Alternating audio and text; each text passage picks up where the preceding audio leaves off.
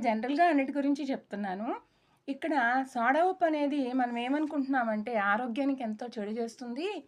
కొంతమంది అసలు ఆడవాళ్ళు కొంతమందయితే అసలు బయట ఉండే వస్తువులన్నీ కూడా సోడా ఉప్పుతో చేసుంటారు కాబట్టి అది తిననే తినకూడదు, అవతల పారేయాలి అన్నట్టుగా మాట్లాడుతున్నారు.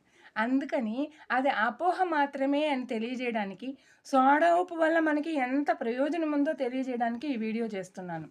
సోడా ఉప్పు అనేటటువంటిది యాక్చువల్‌గా మనకి జీర్ణ వ్యవస్థని పటిష్టం చేయడానికి ఉపయోగపడుతుంది.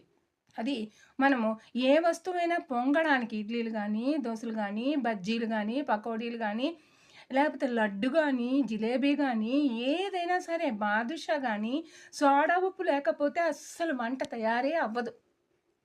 ఎందుకంటే, సోడా ఉప్పనేది పిండి పదార్థంలో ఉండేటటువంటి బంతలని విడగొట్టి స్పాంజ్‌లాగా తయారు చేస్తుంది.